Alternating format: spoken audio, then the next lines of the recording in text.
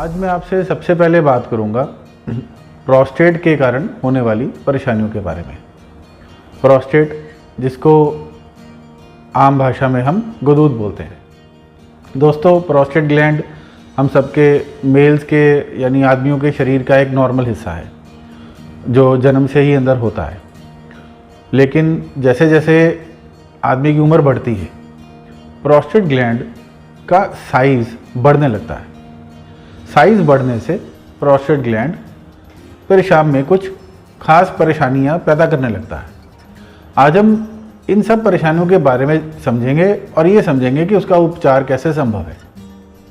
देखिए, सबसे पहले हमें ये समझना होगा कि प्रोस्टेट ग्लैंड क्या है और कहाँ स्थित है। आप ऐसे समझें कि प्रोस्टेट ग्लैंड पेशाब के जो मसाना होता है, जो ब्लैडर होता है, उसके बिल्कुल नीचे एक वाल्व की तरह स्थित होता है। पेशाब का रास्ता इस वाल्व के थ्रू होके ही निकलता है। प्रोस्टेट ग्लैंड का काम यह है पेशाब को कंट्रोल करके रखना।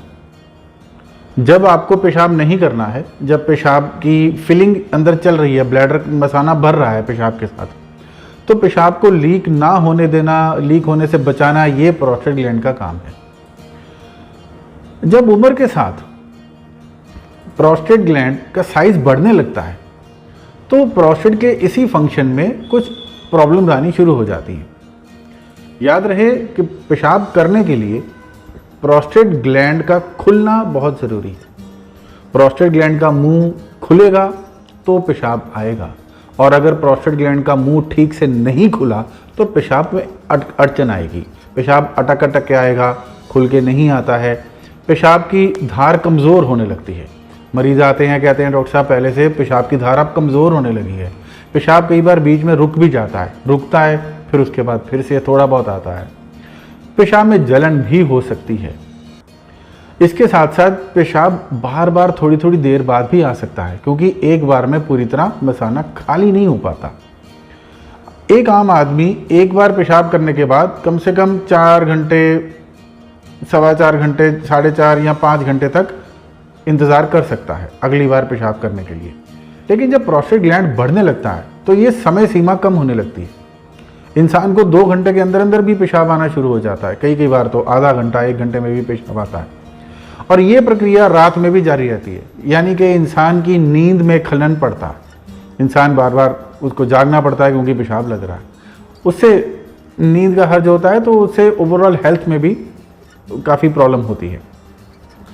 इसके अलावा यूरिन में कई बार जोर लगाना भी पड़ सकता है। जोर लगा के पेशाब आता है, और जोर लगाने के बाद भी मरीज़ को ऐसा लगता है कि शायद पेशाब खुल के आया नहीं, अभी भी मसाने के अंदर उसको फीलिंग रहती है कि पेशाब अभी भी अंदर है। इसके अलावा पेशाब में अर्जेंसी हो सकती है। अर्जेंसी होता है कि जैसे पेशाब जब लगता है तो मरीज़ अपने सारे काम धंधे छोड़ करके उसको पेशाब के लिए दौड़ना ही पड़ता। वो यूरिन को पोस्टपोन नहीं कर सकता। वो इंतज़ार नहीं कर सकता कि मैं अपना काम पहले ख़त्म कर लूँ उसके बाद यूरिन करने जाऊँ, जो कि एक बहुत नॉर्मल फिजियोलॉजी है। लेकिन ये काम प्रोस्टेट बढ़ने के बाद मुश्किल हो जाता है। मरीज़ को पेशाब रोकना भारी पड़ जाता है।